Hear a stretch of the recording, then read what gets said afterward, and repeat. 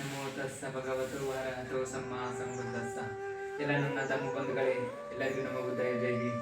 ಇವತ್ತು ಆನ್ಲೈನ್ ಬಂದಿರೋ ಉದ್ದೇಶ ಏನಂತಂದರೆ, ದಮ್ಮಲಿಪಿ ಪಾಲಿ ಭಾಷೆಯನ್ನು ಚಾಟ್ ಬಿಡುಗಡೆಗೊಳಿಸಿರುವಂಥ ಹಾಗೂ ಪಾಲಿ ಭಾಷೆಯನ್ನು ನಮಗೆ ಕಲಿಸ್ತಾ ಇರುವಂಥ ರಣಧೀರ್ ಹೊಸಮನಿ ಲೇಖಕರು ಅವರ ಪರಿಚಯವನ್ನು ನಮ್ಮ ವಿಷ್ಣು ಹುಡೀಕರ್ ಅವರು, ನಮ್ಮ ಮಹಾ ಉಪಾಸಕರಾದವರು ಅವರ ಬಗ್ಗೆ ಪರಿಚಯ ಮಾಡ್ತಾರೆ.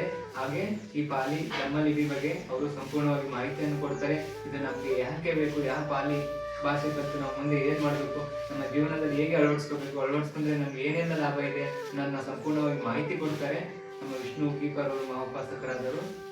ಈಗ ಅವ್ರಿಗೆ ಹೇಳೋಣ. ನಮ್ಮ ಪಾಲಿ ಶಿಕ್ಷಕರ ರಣಧೀರ್ ಹೊಸಮನಿ ಅವ್ರ ಬಗ್ಗೆ ಮತ್ತು ಈ ದಮ್ಮಲಿಪಿ ಬಗ್ಗೆ ಅವರು ಒಂದು ಸ್ವಲ್ಪ ಮಾಹಿತಿ ಕೊಡ್ತಾರೆ. ಅವ್ರ ಬಾಯಿಂದ ಸ್ವಲ್ಪ ಕೇಳೋಣ. ನಮೋ ಬುದ್ಧಾಯ. ಎಲ್ರಿಗೂ ನಮೋ ಬುದ್ಧಾಯ ಜೈ ಹಿಂದ್. ಈ ತ್ರಿಪಿಟಕ ಚಾರಿಟೇಬಲ್ ಟ್ರಸ್ಟ್ ವತಿಯಿಂದ ಪಾಲಿ ಭಾಷೆಯ ಲಿಪಿಗಳನ್ನು ಬರಹಗಳ ಮೂಲಕ ಮತ್ತು ಕೋಷ್ಟಕಗಳ ಮೂಲಕ ಹೊರತಂದಿರುವಂತಹ ಒಂದು ದೊಡ್ಡ ಸಾಹಸ ಅಂತ ಹೇಳ್ಬೋದು. ಈ ಸಾಹಸದ ಮುಖ್ಯ ರೂವಾರಿಗಳು ಲೇಖಕರು, ಲಿಪಿಗಾರರು ರಣಧೀರ್ ಎಂ ಹೊಸಮನಿ ಅಂತ. ನಾವು ಈಗ ಲೇಖಕರಾದ ರಣಧೀರ್ ಎಂ ಹೊಸಮನಿಯವರ ಮನೆಯಲ್ಲಿದ್ವಿ, ಸನ್ನತಿ. ಅವ್ರ ಊರು ಬಂದು ಕನಗನಹಳ್ಳಿ ಅಂತ. ಇದು ಕನಗನಹಳ್ಳಿ ಗ್ರಾಮ ಪಂಚಾಯತಿ ಸನ್ನತಿ ಬರುತ್ತೆ, ತಾಲೂಕಾ ಚಿತ್ತಾಪುರ, ಜಿಲ್ಲೆ ಬೀದರ್, ಕಲಬುರಗಿ. ಹಾಗಾಗಿ ಲೇಖಕರು ಹುಟ್ಟಿದ ಮನೆ ಇದು. ಅವ್ರ ತಂದೆಯವರು ಮಲ್ಲಿಕಾರ್ಜುನ ಹೊಸಮನಿ ಅಂತ, ತಾಯಿ ಲಕ್ಷ್ಮೀ ಹೊಸಮನಿ ಅಂತ. ಅವರು 5 ಜನ ಮಕ್ಕಳು. ಅದರಲ್ಲಿ ಹಿರಿಯರಾದವರು ರಣಧೀರ್ ಎಂ ಹೊಸಮನಿ ಅವರು. ಹಾಗಾಗಿ ಅವರ ಶೈಕ್ಷಣಿಕ ವಿವರ ಬಂದು BA, BA, MA ಆಗಿರುತ್ತೆ. ಪದವೀಧರ ಮತ್ತು ಸ್ನಾತಕೋತ್ತರ ಪದವಿಯನ್ನು ಅವರು ಕೂಡ ಪಡೆದಿರ್ತಾರೆ. ಅದರ ಪದವಿಯನ್ನು ಎಲ್ಲ ಬದಿಗಟ್ಟು ಇವತ್ತು ಶಾಸನಗಳನ್ನು ಲಿಪಿಗಳ ಮೂಲಕ ಮತ್ತು ಜನಸಾಮಾನ್ಯರಿಗೆ ತಲುಪುವಂಥ ಪ್ರಯತ್ನ ಅವ್ರದ್ದು ದೊಡ್ಡ ಕೊಡುಗೆಯಾಗಿದೆ ಅಂತ ಹೇಳ್ಬೋದು ನಾವು. ಮತ್ತು ಇವರು ಧಾರ್ಮಿಕ ಚಳವಳಿಗಳಲ್ಲಿ ಸುಮಾರು ಈ ರೀತಿಯ ಕೊಡುಗೆಗಳನ್ನು ಸಮಾಜಕ್ಕೆ, ಜನಸಾಮಾನ್ಯರಿಗೆ ಕೊಟ್ಟಿರ್ತಾರೆ. ಮೊದಲನೇದಾಗಿ ಬೌದ್ಧ ಅನುಯಾಯಿಗಳು ಅಂತ ಕೊಟ್ಟಿರ್ತಾರೆ. ಆಮೇಲೆ ದಮ್ಮಲಿಪಿ ಮತ್ತು ಪಾಲಿ ಕೈಪಿಡಿ ಅಂತ ಒಂದು ಪುಸ್ತಕ ಕೊಟ್ಟಿರ್ತಾರೆ 2021ರಲ್ಲಿ, ಮತ್ತು 2024ರಲ್ಲಿ 2ನೇ ಮುದ್ರಣ ಆಗಿರುತ್ತದೆ. ಹಾಗಾಗಿ ಇದು ಕೂಡ 3ನೇ ಒಂದು ಪ್ರಯತ್ನ. ಇದೊಂದು ದೊಡ್ಡ ಪ್ರಯತ್ನ ಅಂತೂ ಕೂಡ ಹೇಳ್ಬೋದು. ಯಾಕಂದರೆ ಪುಸ್ತಕ ಕೊಟ್ಟರೆ ಎಲ್ಲರ ಮನೆಯಲ್ಲಿ ಗ್ರಂಥಾಲಯದಲ್ಲಿ ಹಾಕಿಟ್ಟಿರ್ತಾರೆ. ಆದರೆ ಈ ಕೋಷ್ಟಕವನ್ನು ಯಾರಾದರೂ ಮಕ್ಕಳು ಕಲಿಬೇಕಾದರೂ, ಹಿರಿಯರು ಕಲಿಬೇಕಾದರೂ ಇದು ಮೂಲವಾಗಿರುತ್ತೆ. ಇಲ್ಲಿ ನಾವು ಹಿರಿಯರಾದವರು ತಲೆ ಕೂದಲು ಬೆಳಾದರೆ ಡೈ ಹಾಕಿ ಅವ್ರು ಏನು ಕಾಣ್ಬೋದು. ಆದರೆ ಇದನ್ನು ಓದಿದರೆ ಹಿರಿಯರು ಕೂಡ ಹೆಂಗಾಗ್ಬೋದು. ಯಾಕಂದರೆ ಇದು ಹಿರಿಯರಿಗೂ ತಿಳಿಯತಕ್ಕಂಥ ಭಾಷೆ. ಹಾಗಾಗಿ ನಾವು ಸಣ್ಣದಿಂದ ಓದುವಂಥ ಪ್ರಯತ್ನ. ಹಿರಿಯರು ಕೂಡ ಇದು ಓದನ್ನು ನೋಡಿ ಸಣ್ಣವರಾಗ್ತಾರೆ. ಹಾಗಾಗಿ ಇದು ಪ್ರಯತ್ನ. ಇವರು ಈ ಪಾಲಿಯನ್ನು ಕಲಿತಕ್ಕಂಥ ಯಾವ ಸಂದರ್ಭ ಅಂದರೆ 2006-7ರಲ್ಲಿ ಈ ಪಾಲಿಯನ್ನು ಕಲಿತು ಇವತ್ತು ಎಲ್ಲರಿಗೂ ಮುಟ್ಟುವಂಥ ಒಂದು ಸಾಹಸವನ್ನು ಇವರು ಕೈ ಹಾಕಿರ್ತಾರೆ. ಹಾಗಾಗಿ ನಮ್ಮ ಜೊತೆ ಈ ಮನೆಯಲ್ಲಿ ಲೇಖಕರು ಕೂಡ ಇದ್ದಾರೆ, ರಣಧೀರ್ ಹೊಸಮನಿ ಅವರು. ಅವರಿಗೂ ಕೂಡ ಈ ಆನ್ಲೈನ್ ವೇದಿಕೆಗೆ ಸ್ವಾಗತವನ್ನು ಕೋರ್ತೀನಿ. ನಮೋ ಬುದ್ಧಾಯ ಜೈ ಭೀಮ್ ಸರ್. ನಮೋ ಬುದ್ಧಾಯ ಜೈ ಭೀಮ್ ಸರ್. ತಮ್ಮ ಪರಿಚಯ ಮಾಡಿಕೊಡ್ತೀರಾ? ರಣಧೀರ್ ಎಂ ಹೊಸಮನಿ ಅಂತೇಳಿ ಪಾಲಿ ಟೀಚರು. ಪಾಲಿಯನ್ನು ಆನ್ಲೈನು ಮತ್ತು ಆಫ್ಲೈನು ಎರಡರಲ್ಲಿ ಕೂಡ ನಾನು ಅಲ್ಲಲ್ಲಿ ಹೋಗ್ತಾ ಇರ್ತೀನಿ. ಹಳ್ಳಿಗಳಲ್ಲಿ ಆಗಲಿ, ಕೆಲವೊಂದಂತಲ್ಲಿ ಆಗಲಿ, ಜನರ ಜೊತೆಗೆ ಸೇರಿಸಿ ಮಾಡ್ತಾ ಇರ್ತೀನಿ. ಹಿಂದೆ ಒಂದು ಪುಸ್ತಕವನ್ನು ನೋಡಿದೆವು, ಎಲ್ಲ ಮನೆಗಳಿಗೆ ಹಂಚಿದ್ವಿ. ಆ ಮನೆಯಲ್ಲಿ ಹಂಚಿದಾಗ ಅವೆಲ್ಲ ಟೀಚರ್ ಒಳಗೆ ಇದ್ದವು. ಬಂತೇಜ್ ಇದ್ದಾರೆ, ಸೇರಿಸಿರ್ತದೆ. ಬಂತೇಜ್ ಅವರು ಕೂಡ ನಮ್ಮ ಮನೆಗೆ ಬಂದು ವಿಚಾರ ಮಾಡಿದ್ದಾರೆ, ಒಂದು ಆನ್ಲೈನೇ ಹೋಗೋಣ ಅಂತಂತೇಳಿ. ಅವರಿಗೂ ಕೂಡ ಈ ವೇದಿಕೆ ಪರವಾಗಿ ಮೈತ್ರಿಯಿಂದ ಮತ್ತು ನಮ್ಮ ಮನೆ ಗೃಹ ಪರಿವಾರದ ವತಿಯಿಂದ ಧನ್ಯವಾದಗಳು ಬಂತೇಜಿ. ಈ ಒಂದು ಮಾಡಿರ್ತಕ್ಕಂಥ ಉದ್ದೇಶ ಏನು ಅನ್ನೋದಂತಂದರೆ, ಏನಾಗಿತ್ತು ಅಂದರೆ ಎಲ್ಲ ಬೀರೊಳಗೆ ಇಡ್ತಾ ಇದ್ರು ಪುಸ್ತಕಗಳು, ಅವು ಓಪನೇ ಆಗ್ತಾ ಇರಲಿಲ್ಲ.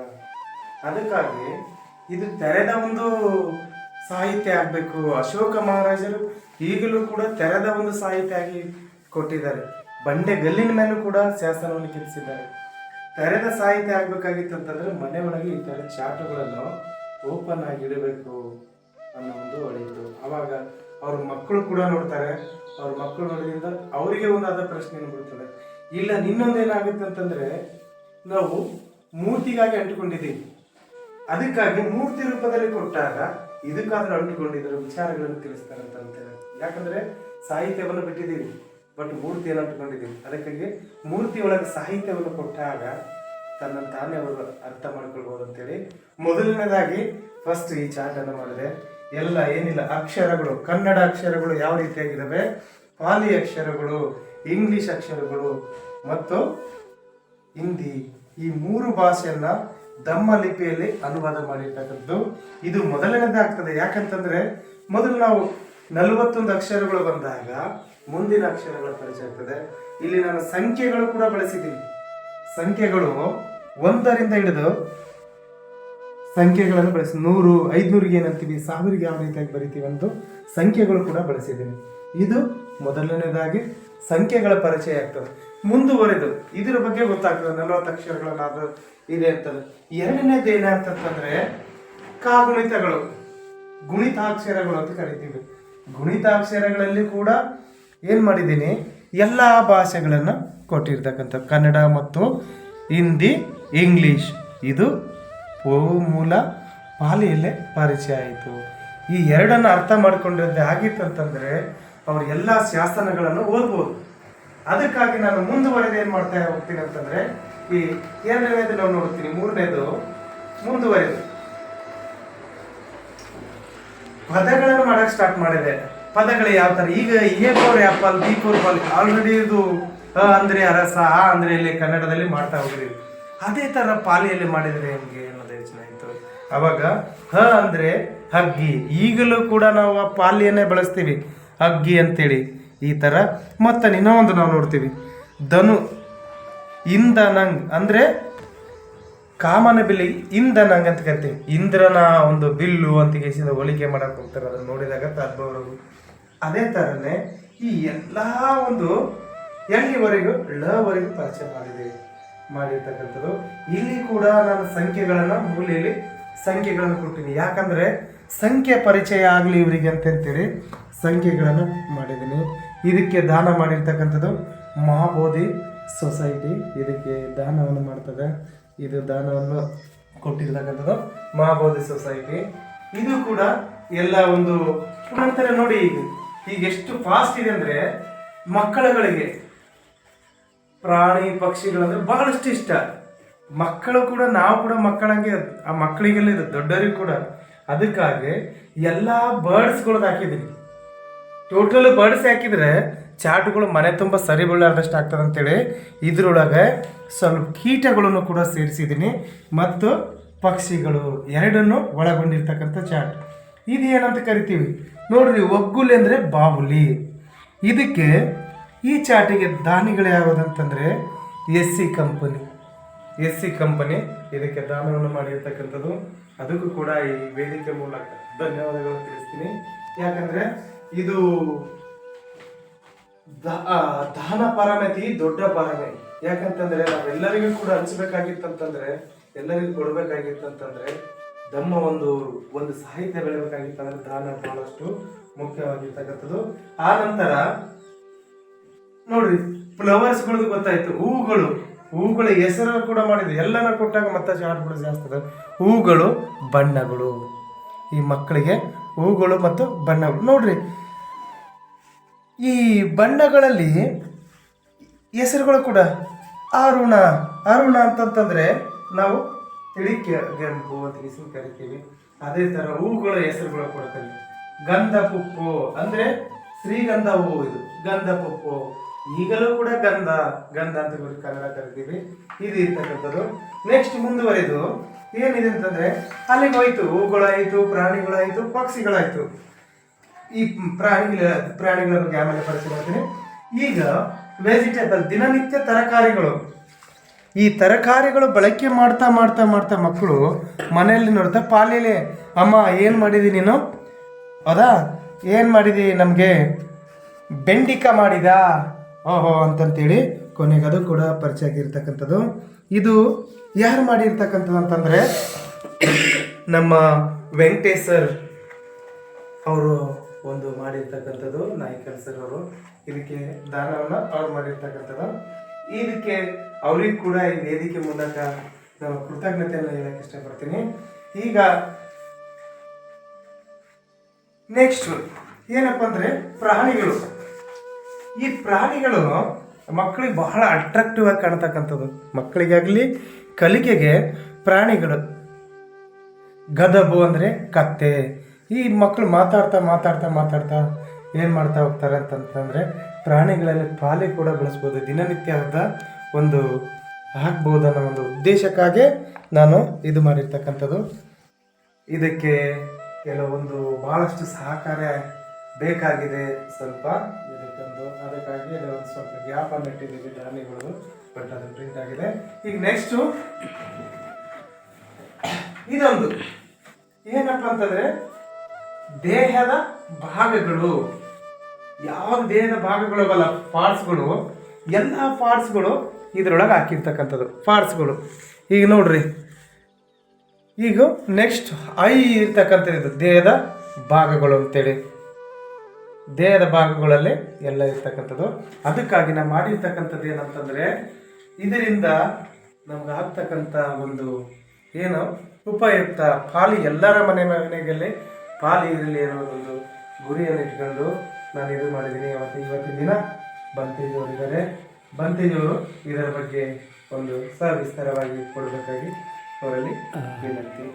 ಒಂದು ವಿಷಯ, ಈಗ ನಿಮ್ಮ ಲೇಖಕರಾಗಿದ್ರಿ, ಲಿಪಿಗಾರರಾಗಿದ್ರಿ, ಪಾಲಿ ಭಾಷೆ ಜನಸಾಮಾನ್ಯರಿಗೆ ತರ್ತಕ್ಕಂಥ ಪ್ರಯತ್ನ ಮಾಡಿದ್ರಿ. ನಿಮ್ಮ ಆಶಯ ಏನಾಗಿದೆ? ನಮ್ಮ ಆಸೆ ಏನಂತಂದರೆ ಈ ಭಾಷೆ ಮೂಲತಃ ಭಾಷೆ ನಮ್ಮ ಭಾಷೆ, ಇದು ಇಡೀ ಎಲ್ಲ ಭಾಷೆಗಳಿಗೆ ಮೂಲ ತಾಯಿ. ಇದರಿಂದ ಸಾರ್ವತ್ರಿಕವಾಗಿ ಯಾವ ಥರ ಮಾತಾಡ್ತಿದ್ರು ಈಗಲೂ ಕೂಡ ಅದೇ ಥರ ಎಲ್ಲ ಜನಸಾಮಾನ್ಯರು ಮಾತಾಡತಕ್ಕಂಥ ರೀತಿ ಆಗಬೇಕು. ಅಂದಾಗ ಮಾತ್ರ ಎಲ್ಲ ಶಾಸನಗಳು ಅರ್ಥ ಆಗ್ತವೆ. ಈಗ ಒಂದು ಕದಂಬರ ಶಾಸನ, ಕನ್ನಡ ಶಾಸನ ಅಂತ ಹೇಳ್ತಾರೆ, ಅದು ಕೂಡ ಪಾಲಿಯಲ್ಲಿ ಇದೇ ಲಿಪಿಯಲ್ಲಿ ಇರ್ತಕ್ಕಂಥದ್ದು. ಆ ಶಾಸನ ಬಗ್ಗೆ ಅರ್ಥ ಆಗ್ತದೆ. ಅದಕ್ಕಾಗಿ ಎಲ್ಲರೂ ಇದು ಮಾತನಾಡುವ ರೀತಿಯಲ್ಲಿ ಆಗ್ಬೇಕನ್ನೋದೇ ನಮ್ಮ ಮೂಲ ಆಸೆ ಆಗಿರ್ತಕ್ಕಂಥದ್ದು. ನಮ್ಮ ಉದಯ ಜೈ ಭೀಮ್ ಎಲ್ಲ ನನ್ನ ಧರ್ಮ ಬಂಧುಗಳೇ, ಮತ್ತೊಮ್ಮೆ ನಿಮಗೆ ಸ್ವಾಗತ. ಇಷ್ಟೋ ತನಕ ನಿಮಗೆ ವಿಷ್ಣು ಹುಡುಗಿಕಾರ್ ಮಹೋಪಾಸಕರು ರಣಧೀರ್ ಹೊಸ್ಮನಿ ಅವ್ರ ಬಗ್ಗೆ ತಿಳಿಸ್ಕೊಟ್ರು. ಹಾಗೆ ರಣಧೀರ್ ಹೊಸ್ಮನಿ ಅವರು ಪಾಲಿ ಭಾಷೆ ಬಗ್ಗೆನ ತಿಳಿಸ್ಕೊಟ್ರು. ಸೊ ನಾನು ಏನು ನಿಮ್ಗೆ ಹೇಳೋಕ್ಕೆ ಇಷ್ಟಪಡ್ತೀನಿ ಅಂತಂದರೆ, ಈ ತರಕಾರಿ ನೋಡಿ, ಈ ತರಕಾರಿ ಇದ್ದಾವಲ್ಲ, ಈ ತರಕಾರಿ ಹೇಗೆ ನಮ್ಮ ದಿನನಿತ್ಯ ಆರೋಗ್ಯ ಕಾಪಾಡೋಕ್ಕೆ ಎಷ್ಟು ಮುಖ್ಯನೋ, ನಮ್ಮ ಉತ್ತುಂಗ ನಮ್ಮ ಜೀವನನ ಮೇಲೆ ಇರೋಕ್ಕೆ ನಮಗೆ ಈ ಭಾಷೆ ಅಷ್ಟೇ ಮುಖ್ಯವಾಗಿರುತ್ತೆ. ಯಾಕಂತಂದರೆ ನಮ್ಮ ಭಾಷೆ ಕನ್ನಡ ಭಾಷೆ, ನಮ್ಮ ತಾಯಿ ಭಾಷೆ ಅಂತ ಹೇಳ್ತೀವಿ. ನಾವು ಹುಟ್ಟು ಬೆಳೆದು ನಾವು ಕಲಿತಾ ಇರೋದು ಕನ್ನಡ ಭಾಷೆ, ನಾವು ಜೀವನ ಮಾಡ್ತಾ ಇರೋದು ಕನ್ನಡ ಭಾಷೆ. ಅದೇ ಥರ ಈ ಭಾರತ ದೇಶದಲ್ಲಿ ಭಾಳಷ್ಟು ಭಾಷೆಗಳಿದ್ದಾವೆ, ಲೆಕ್ಕಕ್ಕಿಲ್ಲಾರ್ದಷ್ಟು ಭಾಷೆಗಳಿದ್ದಾವೆ, ನಮಗೆ ಗೊತ್ತಿಲ್ಲಾರ್ದಷ್ಟು. ಆದರೆ ಅದನ್ನೆಲ್ಲ ಮೂಲತವಾಗಿ ನೋಡಕ್ಕೆ ಹೋದರೆ ಎಲ್ಲ ಭಾಷೆಗಳ ತಾಯಿ ಭಾಷೆ ಪಾಲಿ ಭಾಷೆ ಆಗುತ್ತೆ. ಸೊ ಪಾಲಿ ಭಾಷೆ ತಾಯಿ ಭಾಷೆ ಯಾಕಾಗುತ್ತೆ ಅಂತಂದರೆ, ಈ ಜಗದಲ್ಲಿ ಸಂಬುದ್ರು ಸ್ವಯಂ ಬುದ್ಧರು, ನಾವು ಸಂಬುದ್ರು ಏನು ಭಗವಾನ್ ಬುದ್ಧರು ಅಂತ ಹೇಳ್ತೀವೋ, ಆ ಭಗವಾನ್ ಬುದ್ಧರಿಂದ ಸ್ವಯಂ ಅವರ ಪ್ರವಚನಗಳು ಈ ಭಾಷೆಯಿಂದ ಆಗ್ತಿದ್ವು. ಇವಾಗಾದರೂ ನಾವು ಧಮ್ಮವನ್ನು ಕಲಿಬೇಕು ಅಂತಂದರೆ, ನೀವು ಇಂಡಿಯಾ ಅಷ್ಟೇ ಅಲ್ಲ, ಹೊರಗಡೆ ಯಾವುದೇ ದೇಶಕ್ಕೆ ಹೋಗಿ, ಎಲ್ಲ ದೇಶದಲ್ಲಿ ಬೇರೆ ಬೇರೆ ಭಾಷೆ ಇದ್ರೂ ಕೂಡ ಎಲ್ಲ ದೇಶದಲ್ಲಿ ನಾವು ಭಗವಾನ್ ಬುದ್ಧರ ವಚನ ಕೇಳಬೇಕಂತಂದರೆ ಪಾಲಿ ಭಾಷೆನೇ ಉಪಯೋಗಿಸ್ತಾರೆ. ಯಾಕಂತಂದರೆ ಈ ಭಾಷೆಯಲ್ಲಿ ಅಷ್ಟೊಂದು ಶಕ್ತಿ ಇದೆ. ಈ ಭಾಷೆ ಕಲಿತವರು ಏನಂತಂದರೆ ಒಂದು ಅಮೃತತ್ವನ ಕುಡ್ದಂಗೆ ಇದು ಹೇಳ್ತಾರೆ. ಬಾಬಾ ಸಾಹೇಬ್ ಅಂಬೇಡ್ಕರ್ ಹೇಳ್ತಾರೆ, ಒಂದು ಕಡೆ ವಿದ್ಯೆ ಅನ್ನೋದು ಹುಲಿಯ ಹಾಲಿದ್ದಂಗೆ ಅಂತೇಳಿ, ಕುಡಿದವರು ಗರ್ಜಿಸಲೇಬೇಕು. ಸೊ ಅದೇ ಥರ ನಾವು ಈ ಪಾಲಿ ಭಾಷೆಯನ್ನು ನಾವು ಕಲಿತ್ರೆ ನಾವು ಇಡೀ ಪ್ರಪಂಚ ಏನಂಬುದು ನಮ್ಗೆ ಗೊತ್ತಾಗುತ್ತೆ. ಸೊ ಹಾಗಿರೋದ್ರಿಂದ ನಾವು ನಮಗೆ ದಿನನಿತ್ಯದ ಈ ಆಹಾರಗಳು ಎಷ್ಟು ಇಂಪಾರ್ಟೆಂಟು, ಸೊ ಅದೇ ಕೂಡ ನಮಗೆ ಈ ಪಾಲಿ ಭಾಷೆ ಭಾಳಷ್ಟು ಇಂಪಾರ್ಟೆಂಟು. ಈ ಪಾಲಿ ಭಾಷೆ ಕಲಿಯೋದ್ರಿಂದ ಈ ದೇಶದ ಇತಿಹಾಸ ನಮ್ಗೆ ಸಂಪೂರ್ಣವಾಗಿ ಗೊತ್ತಾಗುತ್ತೆ. ಯಾಕೆ ಗೊತ್ತಾಗುತ್ತೆ ಅಂದರೆ, ಅಶೋಕ್ ಮಹಾರಾಜರು ಏನೆಲ್ಲ ಶಿಲಾಶಾಸನಗಳಿದ್ದಾವೆ, ಅದೆಲ್ಲ ಶಿಲಾಶಾಸನದಲ್ಲಿ ಅವರು ಬ್ರಾಹ್ಮಿ ಲಿಪಿ ಅಂತ ಏನು ಬರೆದಿದ್ದಾರೋ, ನಾವೇನು ಪ್ರಾಕೃತ ಲಿಪಿ, ಬ್ರಾಹ್ಮಿ ಲಿಪಿ, ಪಾಲಿ ಭಾಷೆ ಅಂತ ಕರೆದು, ಅದು ಎಲ್ಲದರದ್ದು ಭಾಷೆಯ ಲಿಪಿ ಇದು. ಸೊ ಹಾಗಿರೋದ್ರಿಂದ ನಮ್ಮ ಭಾರತದ ಮೊಟ್ಟ ಮೊದಲನೇ ಲಿಪಿ ಮತ್ತು ಹಾಗೆ ನಮ್ಮ ಎಲ್ಲ ಭಾಷೆಗಳ ತಾಯಿ ಭಾಷೆ ಪಾಲಿ ಭಾಷೆ. ಸೊ ಹಾಗೆ ನಾವು ಧಮ್ಮವನ್ನು ಕಲಿಬೇಕಂದ್ರೆ ಮೊದಲು ಪಾಲಿಯನ್ನು ಕಲಿಬೇಕಂದ್ರೆ ನಾವು ಪಾಲಿ ಅಕ್ಷರಗಳನ್ನೆಲ್ಲ ಕಲಿಬೇಕು. ಸೊ ಹೇಗೆ ನಾವು ಇಂಗ್ಲೀಷ್ ಕಲಿಬೇಕಂತಂದ್ರೆ ಅಲ್ಫಾಬೆಟ್ಸ್ ABCD ಶುರು ಮಾಡ್ತೀವೋ, ಸೊ ನಾವು ಧಮ್ಮ ಕಲಿಬೇಕು ಅಂತಂದ್ರೆ ನಾವು ಈ ಅಕ್ಷರದಿಂದ ಶುರು ಮಾಡೋಣ. ಈ ಅಕ್ಷರವನ್ನು ನಮಗೆ ನಮ್ಮ ಪಾಲಿ ಶಿಕ್ಷಕರಾದಂಥ ರಣಧೀರ್ ಹೊಸಮನಿ ಅವರು ಮುಚ್ಚೋಗಿರುವಂಥ ಅಕ್ಷರಗಳನ್ನು ನಮಗೆ ಅವರು ಕಲಿತು ಶ್ರದ್ಧೆಯಿಂದ ಅವ್ರು ಕಲಿತು ನಮಗೆ ಕಲಿಸ್ತಾ ಇದ್ದಾರೆ, ನಮಗೂ ಕಲಿಸ್ತಾ ಇದ್ದಾರೆ, ಎಲ್ರಿಗೂ ಕಲಿಸ್ತಾ ಇದ್ದಾರೆ. ಸೊ ಅವ್ರು ಏನು ಶ್ರದ್ಧೆಯಿಂದ ಅವ್ರು ಏನೆಲ್ಲ ಇದು ಬಾಲಿ ಲಿಪಿ ಕಲಿತು ನಮ್ನೇನು ಕಲಿಸ್ತಾ ಇದ್ರು, ನಾವು ಕಲಿಯೋಣ, ನಮ್ಮ ಮುಂದಿನ ಪೀಳಿಗೆಗೂ ಕಲಿಸೋಣ. ಸೊ ಹಾಗೆ ಇನ್ನೊಂದು, ಇದನ್ನೆಲ್ಲ ಮಾಡೋಕ್ಕೂ ನಾವು ಶ್ರಮ ವಹಿಸ್ಬೇಕಾಗುತ್ತೆ. ಇದು ಸುಮ್ಮನೆ ಬರಲ್ಲ, ನಿಮ್ಗೆ ಗೊತ್ತಿದೆ. ಸೊ ರಣಧೀರ್ ಹೊಸಮನಿ ಅವರು ಅವರ ಕುಟುಂಬದ ಆರ್ಥಿಕತೆಯನ್ನು ಅವರು ಬದಿಗಿಟ್ಟು ಅವರು ಸಂಪೂರ್ಣವಾಗಿ ಧಮ್ಮ ಸೇವೆಯಲ್ಲಿ ತೊಡಗಿದ್ದಾರೆ. ಸೊ ಅವ್ರು ಧಮ್ಮ ಸೇವೆಯಲ್ಲಿ ತೊಡಗಿದ್ದಾರೆ ಅಂತಂದ್ರೆ ನಾವು ಅವ್ರಿಗೆ ಸಹಾಯ ಆಗಿರ್ಬೇಕಾಗತ್ತೆ. ಸೊ ಆಗಿರೋದ್ರಿಂದ ಏನು ನಮ್ಮೆಲ್ಲ ಧಮ್ಮ ಬಂಧುಗಳಿದ್ರಿ, ನೀವೆಲ್ಲ ಈ ಚಾರ್ಟ್ನ ಉಪಯೋಗಿಸ್ಕೊಳ್ಳಿ, ಈ ಬಾಲಿ ಭಾಷೆನ ಕಲೀರಿ, ಲಿಪಿ ಕಲೀರಿ. ಸೊ ಹಾಗೆ ಕೂಡ ಇದನ್ನ ನಾವು ಈ ಲಿಪಿನ ಮುಂದುವರ್ಸಕ್ಕೆ ನಮ್ಮ ರಣಧೀರ್ ಹೊಸಮನಿ ಅವರು ಇದನ್ನ ಬೇರೆಯವರಿಗೆ ಕಲಿಸಕ್ಕೆ, ಆನ್ಲೈನ್ ಆಫ್ಲೈನ್ ಆಗಿ ಕಲಿಸಕ್ಕೆ ಅವರಿಗೆ ಮತ್ತೆ ಅವ್ರ ಟ್ರಸ್ಟ್ ತ್ರಿಪಿಟಕ ಚಾರಿಟೇಬಲ್ ಟ್ರಸ್ಟ್, ಇದಕ್ಕೆ ನೀವು ಸಹಾಯನ ಮಾಡೋ ಮೂಲಕ ಅವರಿಗೆ ಧಮ್ಮ ಸೇವೆಯನ್ನ ಮಾಡಕ್ಕೆ ನೀವು ಅನುಕೂಲ ಮಾಡಿಕೊಡ್ಬೇಕು. ಸೊ ನೀವೇನು ಭಿಕ್ಷು ಸಂಘಕ್ಕೆ ದಾನ ಕೊಟ್ರೆ ಏನು ಮಹಾಫಲ ಬರುತ್ತೆ ನೀವು ಅನ್ಕೋತಿರೋ, ಅದೇ ಮಹಾಫಲನ ನೀವು ಈ ತ್ರಿಪಿಟಕ ಚಾರಿಟೇಬಲ್ ಟ್ರಸ್ಟ್ಗೆ ನೀವು ಸಹಾಯ ಮಾಡಿದ್ರೆ ನಿಮ್ಗೆ ಅಷ್ಟು ಪುಣ್ಯ ಬರುತ್ತೆ. ಯಾಕಂತಂದ್ರೆ ಅವ್ರು ಮಾಡ್ತಾ ಇರೋದು ಧಮ್ಮ ಕೆಲಸ. ನಾವು ಚಿವರ ಹಾಕೊಂಡು ಜನಗಳಿಗೆ ಧಮ್ಮ ಹೇಳ್ತಾ ಇದೀವಿ, ಅವ್ರ ಮೂಲಕ ಅಕ್ಷರ ಮೂಲಕ ಧಮ್ಮ ಹೇಳ್ತಾ ಇದ್ದಾರೆ. ಯಾಕಂದ್ರೆ ನಮ್ ಧಮ್ಮ ಕಲಿಬೇಕಂದ್ರೆ ಮೊದಲು ನಿಮ್ಗೆ ಗೊತ್ತಿದೆ, ನಾವು ಅಧ್ಯಯನ ಮಾಡಬೇಕು. ಅಧ್ಯಯನ ಮಾಡ್ಬೇಕಂದ್ರೆ ಧಮ್ಮ ಇದ್ರೆ ಯಾವ ಭಾಷೆಲಿದೆ? ಪಾಲಿ ಭಾಷೆಲಿದೆ. ಪಾಲಿ ಭಾಷೆಯಲ್ಲಿ ಇರೋದ್ರಿಂದ ನಾವು ಅಕ್ಷರಗಳನ್ನ ಕಲಿತಾ ಇದ್ದೇವೆ. ಯಾವ ಅಕ್ಷರ? ಧಮ್ಮ ಅಕ್ಷರ ಕಲಿತಾ ಇದ್ದೀವಿ. ನೋಡಿ ಎಷ್ಟು ಈಸಿಯಾಗಿ ನಾವು ಒಂದು ಕನ್ನಡ ಕಲಿಬೇಕಂದ್ರೆ, ಇಂಗ್ಲಿಷ್ ಕಲಿಬೇಕಂದ್ರು ನಾವು ಅಲ್ಫಾಬೆಟ್ಸ್ ಮತ್ತೆ ಕನ್ನಡ ಕಲಿಬೇಕಂದ್ರೆ ಆ ಇಂದ ಹೇಗೆ ಬರ್ತೀವಿ ಅನ್ನೋದು, ಪಾಲಿ ಭಾಷೆ ಕಲಿಬೇಕಂದ್ರೆ ಅದೇ ತರ ಅಕ್ಷರದಿಂದ ಬರ್ತೀವಿ. ಸೊ ನಾವು ಎಲ್ಲೇ ಹೋದ್ರೂ ಸಂಪೂರ್ಣವಾಗಿ ಇದನ್ನ ಕಲಿಯೋ ಮೂಲಕ ನಾನು ಭಗವಾನ್ ಬುದ್ಧರ ಧಮ್ಮನ ಏನಿದೆ, ಅವ್ರ ಉಪದೇಶ ಏನಿದೆಯೋ ಅದನ್ನ ನಾವು ಸಂಪೂರ್ಣವಾಗಿ ಅರ್ಥ ಮಾಡ್ಕೊಳ್ಳೋಕೆ ನಮಗೆ ಬಹಳಷ್ಟು ಅನುವು ಮಾಡಿಕೊಡುತ್ತೆ ಈ ಭಾಷೆ. ಸೊ ಆಗಿರೋದ್ರಿಂದ ನೀವು ನಮ್ಮ ರಣಧೀರ್ ಹೊಸಮನಿ ಪಾಲಿ ಶಿಕ್ಷಕರಾದಂಥ ರಣಧೀರ್ ಹೊಸಮನಿ ಅವ್ರಿಗೆ ಅವ್ರು ಶ್ರಮ ವಹಿಸಿ ಇಷ್ಟನ್ನೆಲ್ಲ ಮಾಡ್ತಾ ಇದ್ದಾರೆ. ನೀವೆಲ್ಲ ಅವ್ರ ಜೊತೆ ನಿಂತ್ಕೊಂಡು ಸಹಕರಿಸ್ಬೇಕು. ಸೊ ನಮ್ಮ ಮುಂದಿನ ಪೀಳಿಗೆಗೂ ಕೂಡ ನೀವು ಈ ಧಮ್ಮನ ಮುಟ್ಟಿಸ್ಬೇಕು ಅಂತಂದ್ರೆ ಇದನ್ನ ನೀವು ಮುಂದುವರ್ಸ್ಕೊಂಡು ಹೋಗಕ್ಕೆ ನೀವು ಅನುವು ಮಾಡಿಕೊಡ್ಬೇಕು. ನೀವು ಕೂಡ ಮುಂದೆ ಎಲ್ಲರೂ ಯಾರ್ಯಾರಿದ್ರ ನಮ್ಮ ಧಮ್ಮ ಬಂಧುಗಳೇ, ನೀವು ಆದಷ್ಟು ಬೇಗ ನಮ್ಮನ್ನೆಲ್ಲ ಪರಿಚಯ ಮಾಡ್ಕೊಳ್ಳಿ.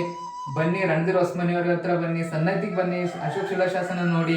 ಸೊ ಹಾಗೆ ಈ ತ್ರಿಪಿಟಕ ಚಾರಿಟೇಬಲ್ ಟ್ರಸ್ಟ್ ಬಗ್ಗೆ ತಿಳ್ಕೊಳ್ಳಿ, ಇದಕ್ಕೂ ಸ್ವಲ್ಪ ಸಹಾಯ ಮಾಡಿ. ಎಲ್ಲರೂ ಸೇರಿ ಈ ತ್ರಿಪಿಟಕ ಚಾರಿಟೇಬಲ್ ಟ್ರಸ್ಟ್ನ ಬೆಳೆಸಿ. ಇದನ್ನು ಬೆಳೆಸೋದ್ರಿಂದ ಏನು ಬಹಳಷ್ಟು ಬೆನಿಫಿಟ್ ಇದೆ ಅಂತ ನಿಮ್ಗೆ ಗೊತ್ತಾಗಿದೆ. ಆಲ್ರೆಡಿ ಇಷ್ಟೊತ್ತಗ ಪಾಲಿ ಶಿಕ್ಷಕರು ಹೇಳಿದ್ದಾರೆ, ನಾವು ಸ್ವಲ್ಪ ಹೇಳಿದ್ದೀವಿ. ಸೊ ನೀವು ಮುಂದೆ ತಿಳ್ಕೊಳ್ಳಿ. ಕೊನೆಯದಾಗಿ ಹೇಳೋದಂದ್ರೆ ಇಷ್ಟೇ, ಈ ದೇಹದಲ್ಲಿ ಏನು ಎಲ್ಲ ನಮಗೆ ಪಾರ್ಟ್ಸ್ಗಳಿದ್ದಾವೆ, ಇವನ್ನೆಲ್ಲ ನಾವು ಹೇಗೆಲ್ಲ ಸುರಕ್ಷಿತವಾಗಿ ಕಾಪಾಡ್ಕೋತೀವೋ ನಾವು ಜೀವಂತವಾಗಿರ್ಬೇಕು ಅಂತಂದ್ರೆ, ಅದೇ